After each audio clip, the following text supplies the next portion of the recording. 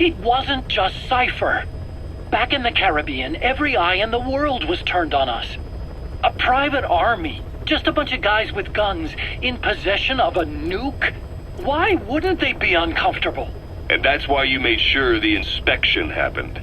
Well, I thought our best move was to prove to the UN through the IAEA that we had no nuke. Of course, I was against us having it in the first place, but that was Snake's decision. The boss wasn't responsible. Well, don't get me wrong, I still believed in Snake. I thought I was making the best decision for all of us, that's all. I figured we should get a third party to exonerate us before proof of the nuke did get out. And who better to do that than an organization with international authority?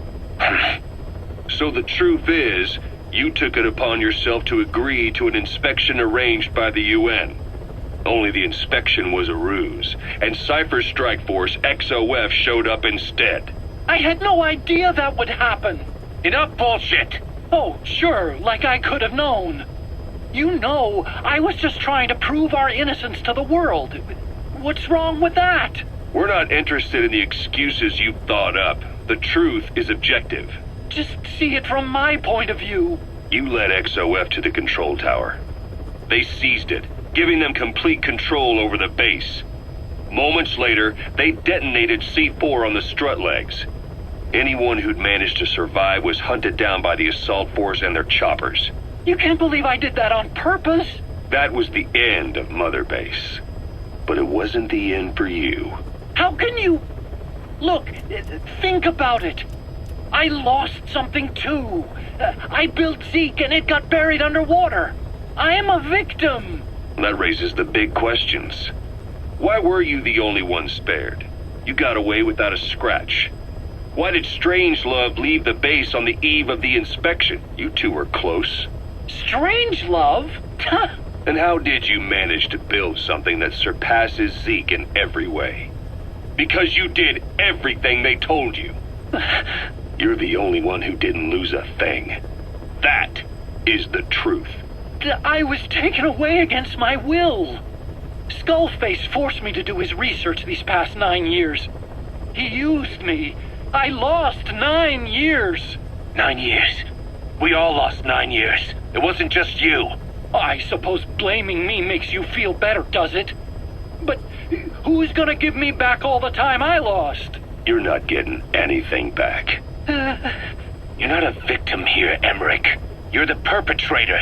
I didn't know anything. Nobody can back that up. Yeah, all the evidence is at the bottom of the ocean. You know the hardest man to break. The type who's fooling himself. That takes time. It's easier to live a convenient lie than a painful truth. Is that the piece you've chosen, Doc? I'm not lying. Of course. Just let me check one or two things. On that day, you were in the control tower with them. Lucky you. That's how you got out unscathed. And you escaped on one of their choppers. Only you, right before the base went under. They had me blindfolded the whole time. I've never been so scared. The whole flight, I thought they'd kill me. But thinking of you kept me going. My comrades, all the way. And? There was a plane journey, and then we traveled by road. When they finally took off the blindfold, I was in kind of a warehouse, on the floor. Afghanistan, it was that research lab. I couldn't believe they'd taken me halfway around the world. And soon enough, he came. Skullface. He's the one who's really behind that Mother Base attack. He forced me into that research. What kind of research? He told me to build a bipedal walking tank for the Soviet Union. Like Peace Walker. A system that could fire an ICBM-class nuclear weapon. That's how the Sahelanthropus project got started. Sahelanthropus. Those AI weapons I'd made in Costa Rica were like toys by comparison. A whole world apart from reptilian four-legged crawling and that ridiculous hunched-over bipedal waddling. My design evolved to the dawn of mankind, Sahelanthropus, the first steps towards humanity. An upright, bipedal weapon system. Originally, Sahelanthropus was going to be a manned weapons platform. I designed a cockpit in its head, and I planned to fill it with water as a buffering agent. Like how Paz modified Zeke for human control. Don't compare me to some amateur. I designed it for human control from the beginning. The problem was miniaturizing the posture control AI. You remember the reptile pod? The AI that controlled your unmanned weapons. Attaching it externally makes it vulnerable, so this time I wanted it beneath the armor. Meaning I had to make the AI smaller. I got it down to less than 1/10 the size without any loss in computation speed. But it was still too big for the cockpit. There wasn't enough room for the pilot. If I made the head bigger, its body would have to be bigger to support it. Too big to be practical. In the end, human piloting was taken off the table. I tested a remote control system too, but there was the time lag and I wasn't satisfied with its precision either. Plus, it would be useless if the enemy jammed it. So next, I went back to trying an AI-only system. To do that, I had the AI pods recovered from Nicaragua. This was a hybrid AI, a combination of Peace Walker's reptile and mammal pods. The only AIs that had ever successfully operated an unmanned nuclear weapon system. Really? You'd need some help to get that working. Expert help. Did you work with someone? I worked alone. You did that yourself? That's the thing. The AI didn't pan out in the end either. But I did finally get Sahelanthropus walking by folding over its upper body to lower its center of gravity. The first upright bipedal locomotive weapon system in the history of mankind. I guess technically it falls into the anthropoid ape category. I don't see the benefit of having it stand taller. On terrain with significant differences in elevation like Afghanistan, you need a body that's vertically adaptable. That also lets it attack from long range while using mountain ridges for cover.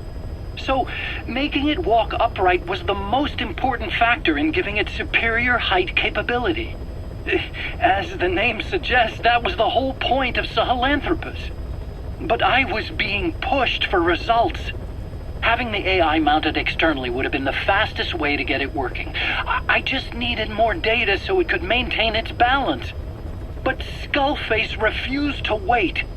He dismissed the idea of AI control and took Sahelanthropus away from me before I could finish it. But it was walking when it came after you. That's just it. I don't understand how Skullface got it to move upright, without a pilot or an AI. And walking at that speed, too. It's beyond anything I could have imagined. This is like the Wright brothers making it to the moon. I'm just as clueless as you are. So this Sahelanthropus, where is it now? I have no idea. All my experiments took place at that cave. I've never seen it anywhere else. Besides, it's still just an incomplete prototype at this point, and nothing but a paper tiger. Even if it can walk, it's far from being a viable weapons platform. It wouldn't be useful in actual battle. Emmerich will remain here at Mother Base for now, but not as a member of Diamond Dogs. I still don't trust him. That work for you? Fine by me.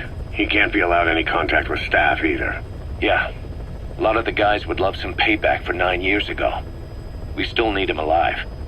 But we have to restrict his movements. He can only go where we tell him. And of course, the interrogations will continue. He worked for that skull bastard for nearly a decade. He still has more to tell us. How long are we gonna press him?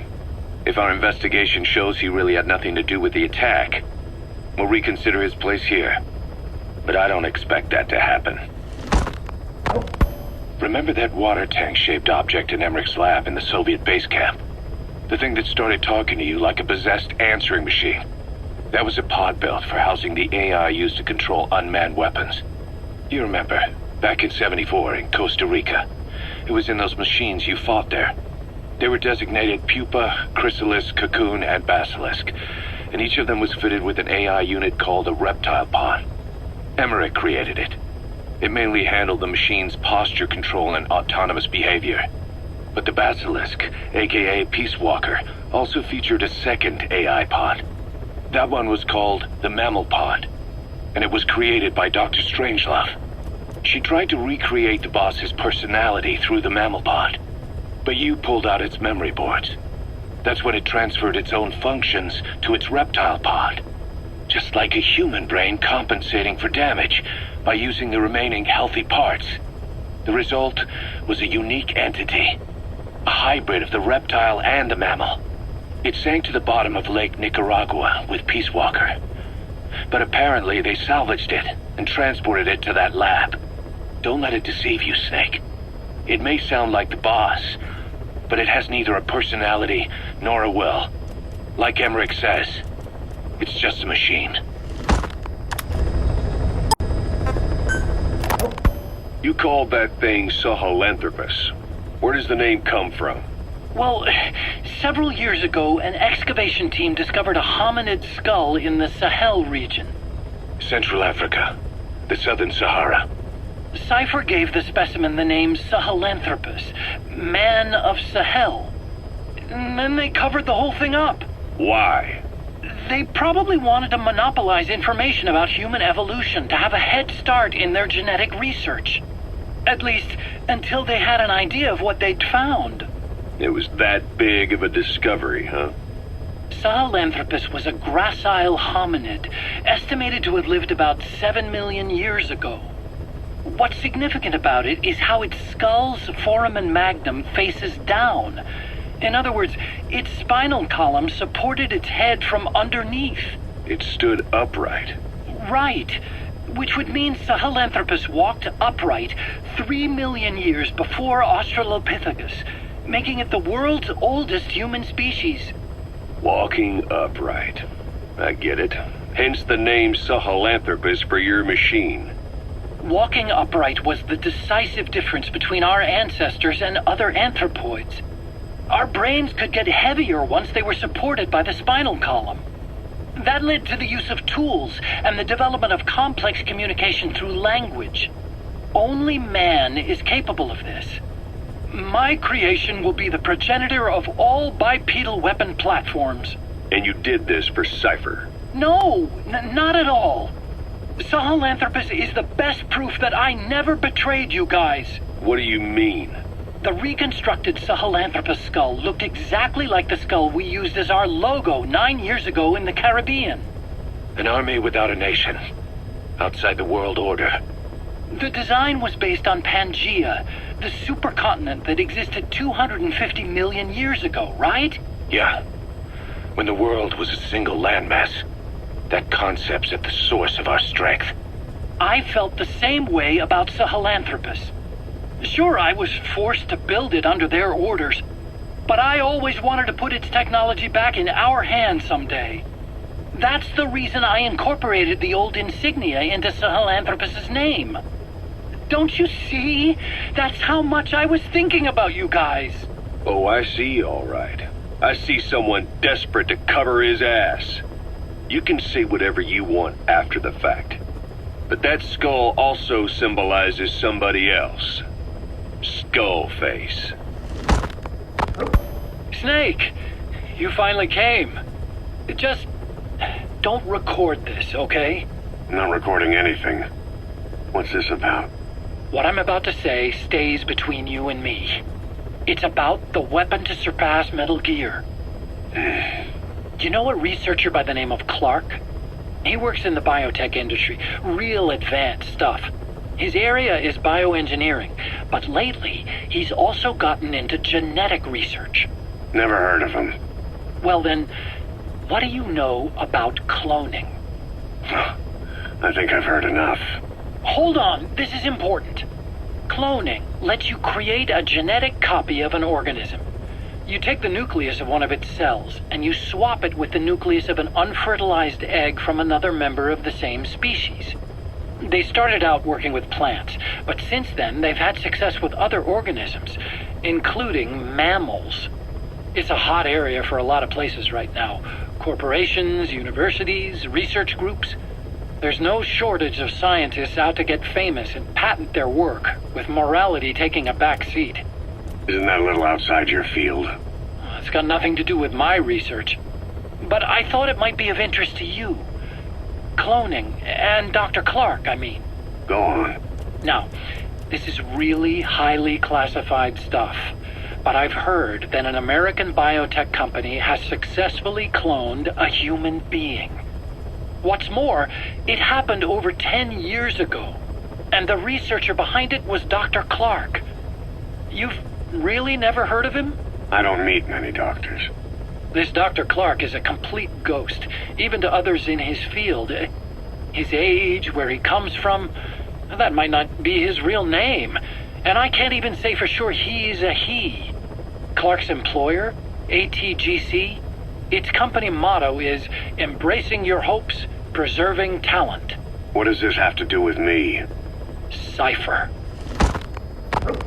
Dr. Clark works for ATGC, and they have connections to DARPA. Cypher couldn't function without the communications network DARPA's built. Meaning, Cypher has to be a part of the Pentagon. Or at least, the two are joined at the hip. DARPA is a driving force behind human cloning. It's a pretty high priority project for them. And this Dr. Clark, some say he's a pivotal player in Cypher. But that's not all. Every cell nucleus in an organism contains the genetic information for that organism. Think of it as a blueprint for life. Clark appears to be working on how to decode this information and rearrange it at will. If you could do that, it would mean being able to custom design human beings for specific purposes. Can you believe that? Suppose for a moment that this is all fact. A man of your talents, if your genetic information died with you, that would be a terrible loss for mankind. But what if mankind could preserve you for future generations by cloning you? All right, enough. I get the idea. Look, I know it's inductive reasoning, but this weapon to surpass Metal Gear they're developing in Africa, I believe it's something that uses this new technology. Speaking as a fellow scientist, it chills me to the bone. That's rich coming from you. If genes serve as our blueprint, then I wonder if they include an impulse that drives us to tweak the design. Can you imagine that? Genes, encoded with information that wants its children to decode it. Is life itself putting the direction of our next evolution in the hands of scientists? I guess it would take some real arrogance to believe that. And yet, it could be what Cypher's after. I think you're barking up the wrong tree. But that was an interesting story. It'd make a good movie. You have to believe me. Where'd you hear all this anyway? Where? I just overheard it in bits and pieces while I was forced to do that research for them. Right. Wait a minute. Look, I want to help you. I want to be of service here. I'm risking my life with this. Is that so? Maybe it's time we brought someone else into the conversation. No, not him. Not Ocelot. You can't do this.